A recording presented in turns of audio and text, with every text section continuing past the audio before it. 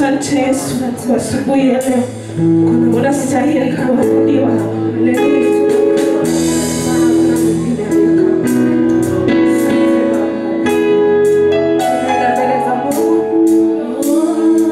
Ukimwabudu Baba, maana hakuna Mungu mwingine aliye kama yeye.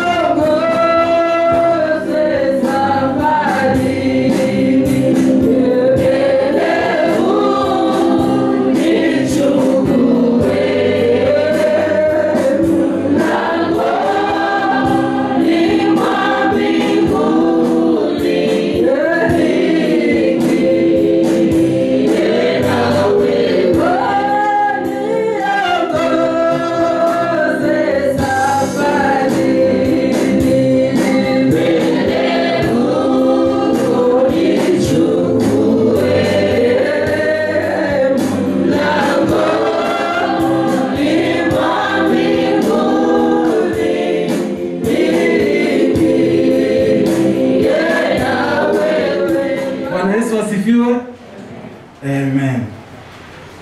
Namshukuru Mungu kwa wakati huu na kwa siku ya leo ambayo Mungu ametufikisha. Ni siku njema. Wiki ya mwisho mwezi wa 5 2021 hatuwezi ona tena kama hii, na tunamshukuru Mungu. Somo la letu la leo, Petro wa kwanza wa pili, mlango wa kwanza 3 mpaka 11. Najaribu kwa Kiswahili. Kwa kuwa uwezo wake wa uungu umetukirimia vitu vyote vipasavyo uzima na utauwa, kwa kumjua yeye aliyetuita kwa utukufu wake na wema wake mwenyewe. Tena kwa hayo ametukirimia ahadi kubwa mno na thamani, ili kwamba kwa hizo mpate kuwa washirika wa tabia ya uungu, mkiokolewa na uharibifu uliomo duniani kwa sababu ya tamaa. Naam, na kwa sababu hiyo mkijitahidi sana kwa upande wenu, katika imani yenu tieni na wema, na katika wema wenu maarifa, na katika wema wenu maarifa, na katika maarifa yenu kiasi, na katika kiasi chenu saburi, na katika saburi yenu utauwa, na katika utauwa wenu upendano wa undugu, na katika upendano wa undugu upendo. Maana mambo hayo yakiwa kwenu na kujaa tele, yawafanya ninyi kuwa si wafifu wala si watu wasio na matunda, kwa kumjua Bwana Yesu Kristo. Kwa kumjua Bwana Yesu Kristo. 9. Maana yeye asiyekuwa na hayo ni kibofu, hawezi kuona vitu vilivyo mbali, amesahau kule kutakaswa dhambi zake za zamani. Kwa hiyo ndugu, jitahidini zaidi kufanya imara kuitwa kwenu na uteule wenu. Maana mkitenda hayo hamtachukua kamwe. Maana hivyo mtaruzukiwa kwa karimu kuingia katika ufalme wa milele wa Bwana wetu Mwokozi wetu Kristo. Na Mungu awabariki neno lake. Asifiwe sana. Ni asubuhi nyingine njema, nataka kutukuza Mungu kwa sababu ya jinsi ambavyo ametuweka, ametuhifadhi kwa wiki nzima hadi siku ya leo tumepatana tena. Ninaamini ya kwamba pale nyumbani mlikotoka watu wako salama, kila kitu kiko sawa sawa. Nataka kushukuru Mungu kwa sababu ya jinsi ambavyo Mungu amekuwa mwaminifu kwetu. Mimi pamoja na dada zangu tulipoingia mahali hapa, wacha leo niseme asante kwa kutupokea, asante kwa kutukubali. Haleluya. Mara nyingi mgeni akifika mahali, the first reaction and the first expression itadetermine kama hao watu watawapenda, ama hao watu watawakubali, ama hao watu wako tayari kukaa na nyinyi. But the first time, the first day, nilikuwa naambia Naela, na ni kama tumekaa huku sana, mbona hatukai wageni? Tunataka kusema asante sana kwa kutukaribisha na kutukubali. Bwana Yesu asifiwe. Asubuhi ya leo nataka kushukuru Mungu kwa sababu ya neema, nataka kushukuru Mungu kwa sababu ya kibali, na shukuru Mungu kwa sababu ameniwezesha niweze kusimama mbele ya kanisa lake na mbele yake kunena mahusia yake. I don't take this for granted. I want to say thank you to the Lord. Bwana Yesu asifiwe. Siku ya leo nitazungumzia kukuza imani kupitia utimilifu. Na kukuza imani kupitia utimilifu ni kufanya bidii kutenda mapenzi ya Mungu kwa sababu ya imani yetu.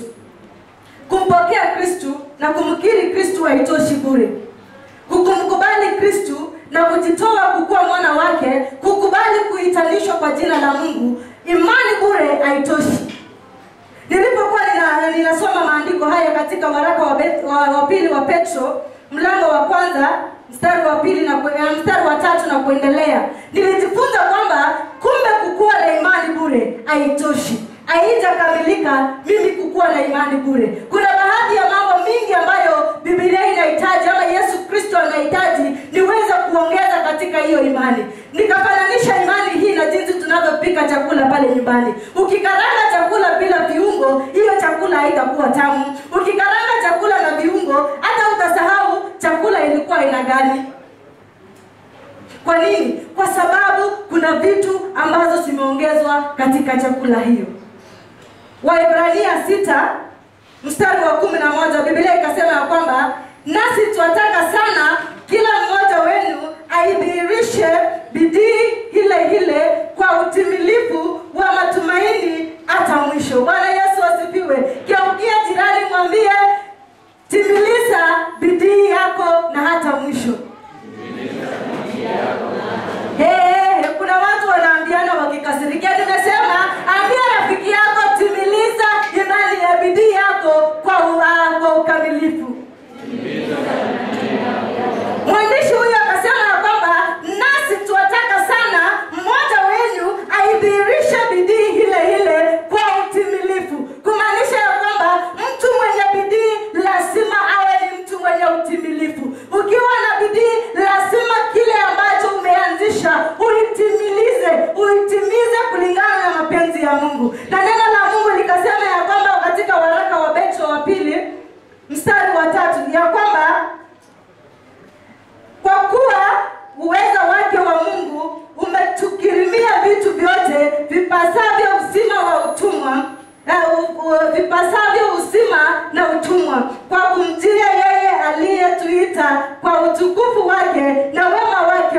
mwenyewe. Yesu Kristo ametuita kwa utukufu wake na wema wake mwenyewe. Biblia inasema kwamba tumeitwa kwa sababu ya utukufu wetu. Haijasema kwamba tumeitwa kwa sababu ya utukufu wa mtu.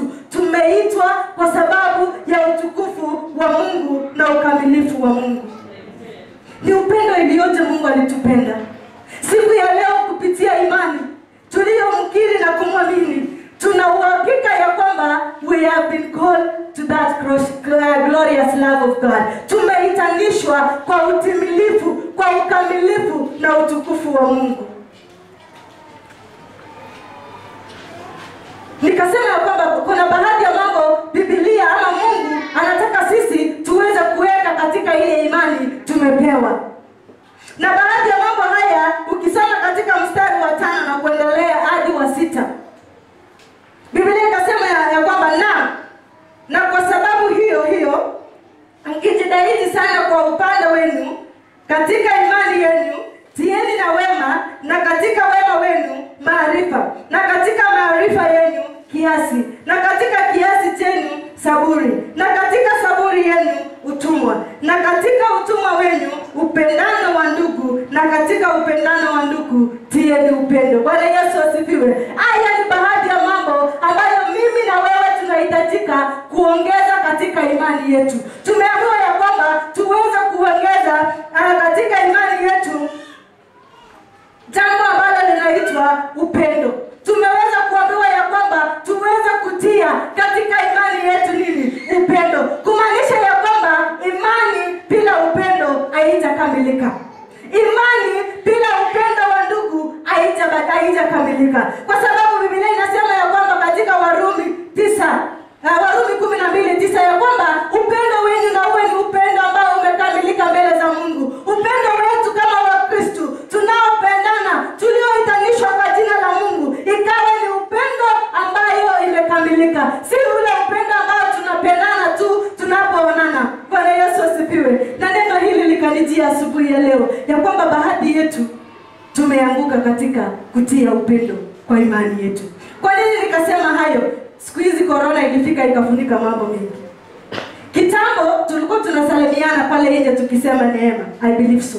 Lakini ilikuwa inafika mahali kuna mtu tutamsalamia na kukumpatia. Na nikasema kwamba wale kwa wamama waliokuwa na tabia kama hiyo, kwa nini? Walikuwa wanakumpatia wengine asai, haki nimekumisi, wiki imekuaje? Kwa wengine wanamsalamia tu, bora afanye nini? Bora apite. Nikasema siku ya leo baadhi ya mambo haya tumeenenda na kuyaacha, ili tuweze kukuza imani yetu kupitia utimilifu.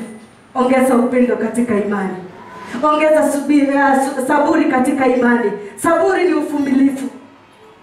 Wakati uko na uvumilivu katika safari ya imani, tutamaliza mwendo.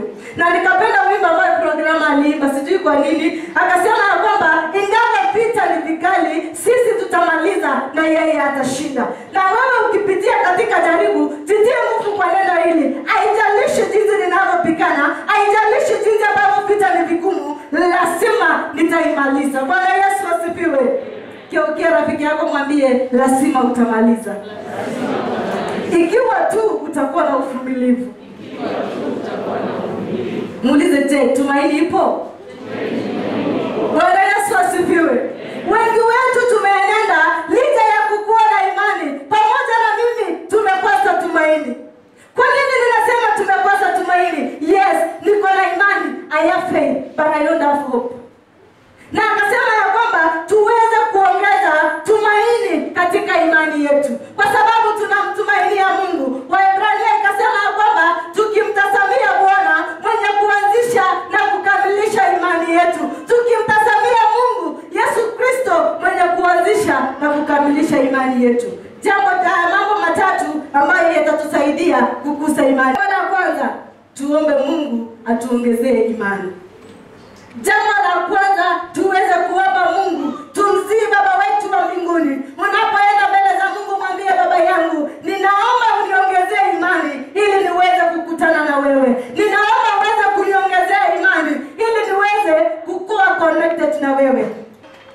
Imani yenu, hekima yenu iwe katika Bwana, bali si katika nguvu za binadamu. Our faith must be pure in God. Mniruhusu nisome Wakorintho wa kwanza 2:5. Ikasema ya kwamba kila imani yenu isiwe katika hekima ya wanadamu, bali katika nguvu za Mungu. Ila imani yetu, hekima yetu isikuwe katika nguvu za binadamu, isikuwe katika hekima ya binadamu, bali ikuwe katika hekima ya Mungu. Ni mara ngapi umeweka tumaini lako kwa binadamu? Na nikasema ya kwamba binadamu wanaenda mpaka kuchoka na sisi. Binadamu watatubeba kama mzigo, watachoka, watatuacha. Lakini Mungu ukimweka imani yako na tumaini lako kwake, anasema njooni kwangu mnaolemewa na kusumbukiwa, nami nitawapumzisha. Hapana kwingine tutakapopata pumziko, ni kwa Mungu. Let's put our hope and trust in God. Let's avoid putting our trust in men. Let's avoid putting our hope in men. When you put your faith in men tend to fail you. Ukiweka imani yako kwa binadamu, unaweza nitia mimi kama mchungaji, ukaniambia mchungaji, nimelemewa mzigo, mimi kwangu tulaya njaa, mimi kwangu watoto wajaenda shule. Nitakwambia tafadhali, mimi nina nyumba yangu, nina shughuli zangu. Kwa sababu mimi pia ni binadamu, mara nyingi sitaweza kumit your point of need. Lakini Mungu amesema, niambieni mimi, maana mimi nitawapeeni kulingana na utajiri wangu. Na ni nani ulimwengu tunaweza linganisha utajiri wake na wa Mungu? Hapana. Jambo la kwanza, tuombe Mungu atuongezee imani. Jambo la pili, tuangalie sana, tukue waangalifu kumtii Bwana.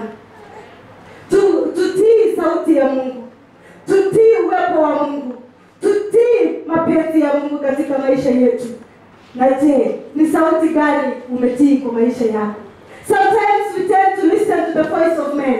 Sometimes we tend to listen to the advice of men. And God is calling us today that let us listen to the voice of God. Na wakasema na Mungu akasema ya kwamba mkiniambia mimi nina sehemu ya kuweka siri yenu. Ni binadamu gani leo atasema mimi nina siri ya mwenzangu na sitai kufunua? Huenda utafunua kwa kusema fulani aliniambia, lakini umefunua kwa kusema kuna mtu aliniambia. Bwana Yesu asifiwe.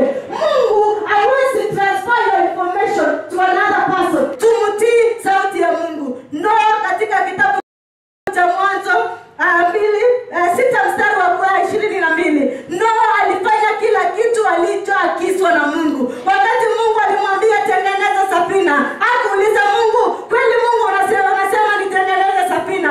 Umesema niweke nyoka pale, umesema niweke nguruwe pale, umesema niweke kila mnyama pale, na mimi nitakaaje nao wanyama? Lakini alitengeneza safina na akafanya jinsi alivyoambiwa na Mungu. Je, unamtii Mungu? Ili tuweze kukuza imani yetu kupitia utimilifu, tunafaa kutii sauti ya Mungu. Leo Mungu akikuita akwambie, mama, amuka mahali uliko, wacha kwako, wacha nyumba yako, nenda ninakutuma mahali. Utaanza kusema, angalia Mungu, kweli jana huku niambia ningekuwa nimepikia chakula watu wa nyumba yangu, ningekuwa nimepanga msichana wangu, ningekuwa nimefanya hii, wacha tu ni postpone mpaka kesho. Ni wangapi wetu wakiitwa saa hii na Mungu watasema, yes Lord, I'm here and I'm ready and I can work for you? Ama utasema wacha tu ikuwe siku ya kesho? Bwana Yesu asifiwe. Let us focus on obeying God. Let us put our own focus on obeying the voice of God. Because the only voice with solution of our problem is the voice of God. The only voice that can give us an abyss of advice and a very lasting advice is the voice of God. Bwana Yesu asifiwe. Jambo la tatu ni kwamba tuweke neno la Mungu katika mawazo yetu. Tuweke neno la Mungu katika mawazo yetu. Yoshua 1:8. Yoshua akaambiwa ya kwamba neno hili, kitabu hii ya Torati isitoke katika mawazo yako. Akaambiwa ya kwamba zungumzia, fikiria, tafakari asubuhi, mchana na usiku. Na mimi ninakwambia leo, fikiria, tafakari neno la Mungu kila wakati. Nikauliza swali, baadhi ya mambo ambayo unafikiria, ungeambiwa leo, give the measure of what is in your mind. How much measure will you give of what you are thinking about God? And how much measure will you give about thinking about other things? Can it be 90? 90 for God and 10 for yourself? Or 90 for yourself and 10 for God? I don't know. I am examining myself too. But Yesu asifiwe. Tuweke neno la Mungu katika mawazo yetu. Mithali 21:5 ikasema ya kwamba mawazo ya mwenye bidii huzaa utajiri. Mawazo ya mwenye bidii huleta utajiri. Lakini yule ambaye hana bidii akasema ya kwamba uzao wake, mapato yake ndio uhitaji tu. Ukiwa na bidii katika imani, Biblia imesema kwamba you are called the rich in faith. Bwana Yesu asifiwe. Umeitwa mtajiri ama tajiri katika imani. Are you rich in faith? And the Bible says the plans of diligence leads to surely abundance. The plans of the person who is diligent leads to abundance.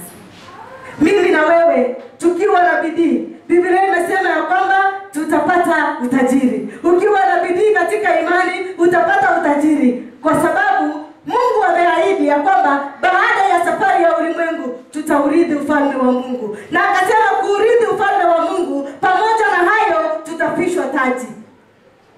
Nikajiuliza asubuhi ya leo, ni taji gani mimi nitapewa? Ni taji gani wewe utapewa? Na wamesema kuna taji mingi, aina ya taji. Kuna taji ambayo hata ipitie kwenye moto haitaungua. Kuna taji ambayo ikinyeshewa itayeuka tu kama karatasi, itaisha. Kuna taji ambayo ikishika moto ya nyasi itafanya nini? Itaungua. Taji ambayo utapewa ni gani? Bwana Yesu asifiwe.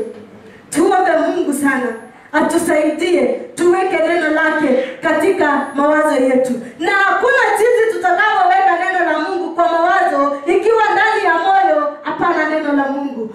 Biblia ikasema katika Mathayo kwamba maneno ambayo yanatoka kinywani mwa mtu ni maneno iliyo ndani ya moyo wake. Maneno ambayo nitatamka siku ya leo, yale ndiyo maneno niliyojaza ndani ya moyo wangu. Nikasema ya kwamba wakati mtu anakuambia mchinga, usifikirie wewe amesema tu. Hiyo ni kitu amefikiria. Na hiyo ni kitu ameweka kwa moyo wake kwa muda. Wakati mtu anakuambia unaitwa mbarikiwa, hiyo ni kitu anakuwa akifikiria. Hiyo ni kitu ameweka ndani ya moyo wake. Bwana Yesu asifiwe. Importance of growing faith through diligence. Importance of growing faith through diligence. Kwa nini yatufaa mimi na wewe tulioitanishwa kwa jina la Mungu tuweze kukuza imani yetu kupitia utimilifu? Kwa nini tukisoma kutoka mstari wa 5 jinsi nilivyosoma hadi wa 8, mtaniruhusu nisome ya 8. Kasema ya kwamba maana mambo haya yakiwa kwenyu na kujaa tele, yawafanya ninyi kuwa si wavivu wala si watu wasio na matunda, kwa kumjua Bwana wetu Yesu Kristo. Biblia ikasema ya kwamba maana mambo haya yakiwa kwenyu na kujaa tele, yatawafanya nyinyi muweze kuzaa matunda katika safari na maisha ya imani. Ukiwa na mambo haya niliyoyatamka, ya kwamba tuweze kuweka imani yetu na kutia imani yetu maarifa, tuweze kutia imani yetu kiasi, tuweze kutia imani yetu utaua, tuweze kutia imani yetu upendo. Ikasema ya kwamba mambo haya yakiwa kwetu, sisi basi tunaweza kutenda mapenzi ya Mungu. Jambo la kwanza ama the first important ni kwamba tutaweza kuzaa matunda katika maisha yetu ya imani. Tutaweza kuzaa matunda katika maisha yetu ya imani.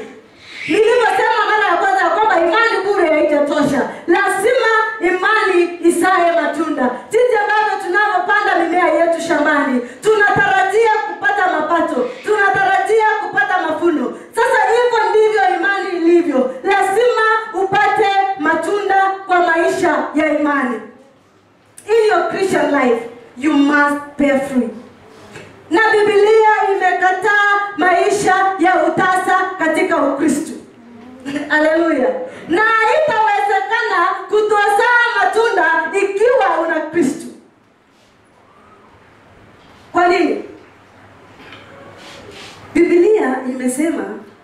tuweze kutia mambo haya katika imani. Jambo la kwanza ikatuambia tuweke maarifa, tuweke wema, tuweke kiasi. Bwana Yesu asifiwe. Na tukiweka mambo haya, amesema ya kwamba tutazaa matunda katika maisha yetu ya Ukristo.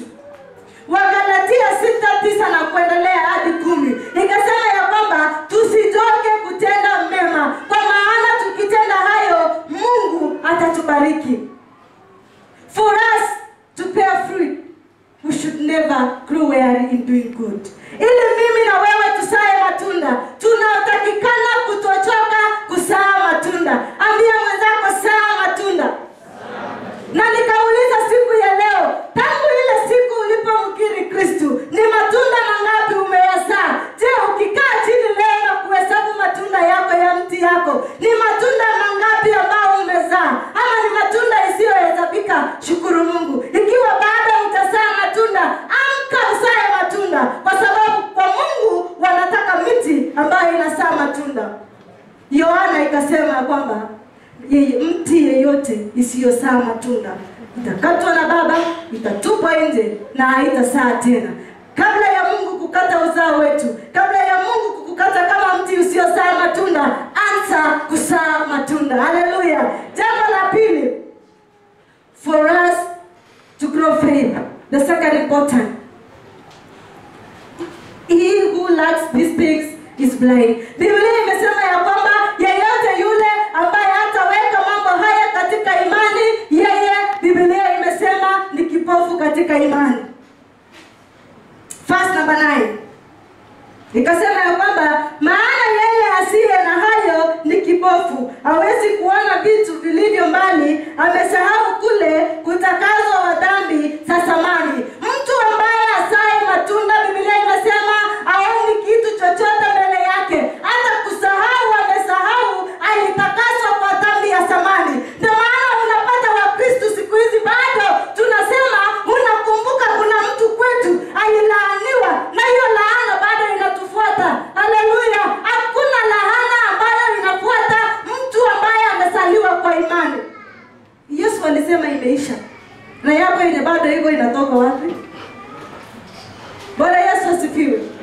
Amesema yeyote yule ambaye haoni, hajaongeza mambo haya kwa imani, is considered blind. Na akasema amesahau, mpaka akasahau alisamehewa kwa dhambi. Na mara nyingi unaweza sahau, hata wewe ulikuwa mtenda dhambi, unaanza kusoma madhambi ya watu kwa kanisa. Huyu akipita, huyu alikuwa hivi. Huyu akipita, unaanza kuchora list ya dhambi ya watu. Wewe mwenyewe umesahau ya kwamba you were once a sinner and now you are saved. Bwana Yesu asifiwe. Kukuza imani yetu inatupasa tukue na macho ya ndani. Sijasema ya kwamba tutakuwa hatutaona, tutakuwa vipofu kuona kwa macho ya nje. Macho ya nje yataona kwa sababu these are the flesh eyes. Lakini macho ya ndani yatakosa kuona. And sometimes utakosa kupata ufunuo. Kwa sababu gani? Macho yako ya ndani haioni tena. Paulo akaambia kanisa la Wakorinto wa pili 3:12 ya kwamba yeyote yule ambaye hatakuwa na mambo haya, yeyote yule ambaye hatajitahidi kukweza imani, kutia upendo, kutia amani, kutia unajua ukiwa na chuki ndani yako, hiyo ni mzigo umejiwekea. Na najiuliza swali, hakuna mahali chuki na imani itaenenda pamoja. When you have hatred, that means you lack peace. Ukiwa na wivu hauna imani, because whatever thing you are thinking is just I could possess. Yaani mpaka mtu akibarikiwa unaenda kuuliza Mungu, na kwa nini fulani alibarikiwa? Sijuzi tu alikuwa anaishi na mimi rento, mbona leo anaishi kwa nyumba yake? Kwa nini? Mbona sio mimi? And the Bible says people would say things like hatred, jealous, kujitakia kila kitu, they are blind. Lakini wale ambao wanaona, wale ambao wako blind kwa mambo ya Ukristo, ikasema ya kwamba they will inherit the kingdom of God. They will see. They will get to know the revelation of God because their spiritual eyes are active. Macho yao ya ndani inafanya kazi. Hallelujah. Kusa imani yako kupitia mambo haya. Jambo la tatu, nikasema ya kwamba it is important because God will supply in abundance entrance of Christ's kingdom. Mungu ataishughulikia. Mungu atatupatia kwa wingi kuingia ufalme wa mbingu. Nafasi kwa wingi itakuwa kwa ajili yetu kuingia ufalme wa mbingu. Na akasema ya kwamba yeyote yule ambaye atavumilia. Uvumilivu tumeambiwa tuweke na tutie uvumilivu katika imani yetu ili tuweze kuingia ufalme wa Mungu. Kumaanisha mara nyingi safari ya imani yaweza kuwa na changamoto. And sometimes when God wants to uplift you from glory to another glory, you must undergo a test. Si ati unaweza, you must undergo a test. Lazima imani ijaribiwe. But are you in a position to persevere? Safari ya imani tunapozungumzia inaonekana ni kama kitu rahisi sana, lakini mara nyingi unapitia changamoto. Mara nyingi unaona ni kama watu wamekukeuka. Mara nyingi unaona ni kama hakuna mtu upande wako. Ninaposema na mambo haya, ninakumbushwa na mtu mmoja katika Biblia ambaye ni Ayubu. Biblia inasema kwamba Ayubu alipoteza mali yake. Ayubu akapoteza watoto wake. Ikafika mahali mwanamke akamwambia, wewe kweli mbona usimkane huyu Mungu? Si umkane tu na ukufe kwa sababu umepitia shida, umehangaika, umesoroneka, unaangalia mwili vinona ni kila mahali. Na Ayubu akamwambia, siwezi kufanya mambo hayo kwa Mungu. And if today you pass a challenge, na upata watu wenye sauti kama mkewe Ayubu, wakukwambia ya kwamba angalia hata umekuwa kwa kanisa, you have been a chair lady, you have been in praise and worship, you have been worshiping God, and the devil is a liar. He likes reminding us of the good things we have been doing in the church. Anakwambia angalia, unakuwa unaenda kanisa asubuhi, unaosha kanisa, unarudi late kama umechelewa. Angalia sasa. Wengine wetu tutasema na ni ukweli. Na ni ukweli, ni kama kuna mahali Mungu anaonea macho. Yaani anapiga macho ingine, anaangalia na ingine. Anabariki wengine, ananiacha mimi. Kama Mungu ananipenda, mbona nikaugua? Those people are considered blind. Na kama sisi tutamtumainia Mungu, kama sisi tutamkubali huyu Mungu, amesema atatupatia nafasi kwa wingi kuingia ufalme wa Mungu. Bwana Yesu asifiwe. Atatupatia nafasi kwa wingi kuingia ufalme wa Mungu. Wafilipi 3:14. Philippians chapter 3 verse 14 na kuendelea. Na kasa mwendo nifikirie mede ya thawabu ya mwito mkuu wa Mungu katika Kristo Yesu. Basi sisi tulio wakamilifu na tuweze hayo, na hata mkiwaza mengine katika jambo lolote, Mungu atawafunulia hilo lolote. Bwana Yesu asifiwe. Nitavumilia ili niweze kupata thawabu ya ahadi ambayo Mungu ameniahidi. Mara ngapi tumekaza mwendo? Mara ngapi tumejiachilia kwa uwepo wa Mungu ya kwamba haijalishi vile nitakavyopitia, haijalishi ni mara ngapi nitaangushwa, haijalishi ni mara ngapi shetani atanipea majaribu, nitasimama, nitajikaza, nitaangalia mbele. In fact, Biblia wakasema kwamba ni jambo moja tu nitafanya, kusahau yale yote yako nyuma na niangalie mbele, niweze kufikiria kile ambacho Mungu ameniahidia. Kumaanisha ili imani yetu ipate kukua, lazima tusahau yale yako nyuma na tuangalie mbele. Bwana Yesu asifiwe. Hata mtu akikukumbusha nyuma, mtu akasema kwamba ndio unajua historia yangu, angalia wapi? Angalia mbele. Mara nyingi tunakosa kuangalia mbele. Kwa nini? Unapokumbushwa Baba Ken, unakumbuka ulikuwa mlevi sana. Unasema nilikuwa mlevi kabisa. Baadaye mtu anaenda anakuacha ukifikiria, na kumbe watu wanajua mimi nilikuwa mbaya. Sinirudi tu nifanye hiyo maneno. Kumbe hata nikihubiri hawasikii, wananijua nilikuwa mlevi. Unaanza kujirudisha pale nyuma, unapatia shetani nafasi. Angalia mbele. Bwana Yesu asifiwe. Hata akikukumbusha mwambie ndio, nilikuwa hivyo. Nilipokutana na Yesu, nilikutana na yeye, nikafanywa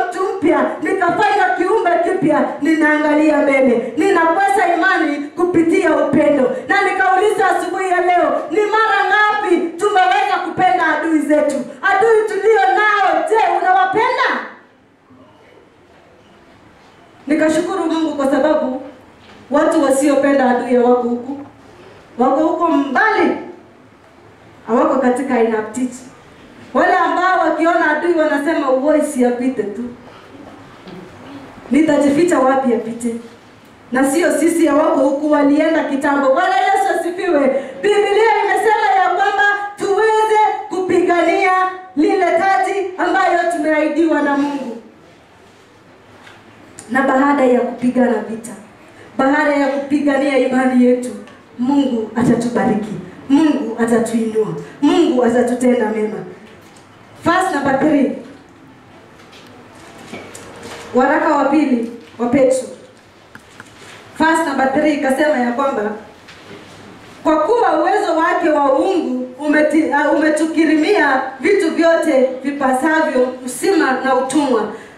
Kwa kuwa tumefunuliwa vitu vyote kwa uwezo wa vitu vya uungu, tuweze kuenenda na mambo ya kimungu, tuweze kufanya mambo ambayo yanampendeza Mungu, tuweze kujikaza katika safari yetu ya imani, ya kwamba every time, every day uongeze jambo moja katika imani yako. Ikiwa ulikuwa umepungukiwa na saburi, ongeza saburi. Ikiwa ulikuwa umepungukiwa na kiasi, ongeza kiasi.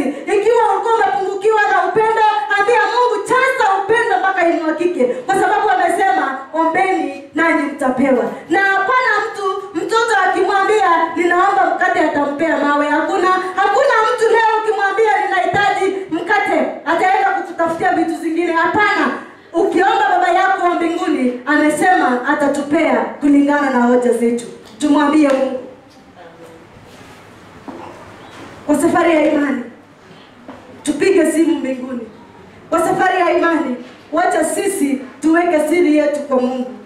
Na mtu akasema ya kwamba ikiwa hutaweza kukimbia, tembea. Ikiwa hutaweza kutembea, tambaa. Kwa sababu tunataka kuona watu wakisonga. Wacha watu washuhudia kwamba kweli hauko na uwezo ya kukimbia ukatembea, hauko na uwezo ya kutembea ukatambaa, na Mungu atatubariki. Tuombe. Baba Mungu, katika jina la Yesu, Baba ninakuinua, Baba ninakupenda asubuhi ya leo. Asante kwa sababu ya neno, asante kwa sababu ya jinsi umejidhihirisha Bwana. Endelea kutubariki, endelea kutupa uwezo ili tuweze kukweza imani yetu kupitia utimilivu. Na kila jambo tutendalo Bwana, tuomba kibali, tuomba uvumilivu, tuomba uwezo wako uenende pamoja nasi. Wainue wapendwa hawa Bwana na uwabariki, kwa maana tunaomba na hata kuamini katika jina la Yesu Kristo aliye mwana na mkombozi wetu. Amen. Mungu awabariki. Mimi hapa ninakushukuru Mungu uliyeniokoa toka dhambi, kwa huruma zako za ajabu ukanitoa kwenye tope na mauti. Mimi niliyepotea njiani nikawa wa shetani, hivyo sina budi kushukuru Mungu wangu, sifa ni zako. Mimi hapa ninakushukuru Mungu uliyeniokoa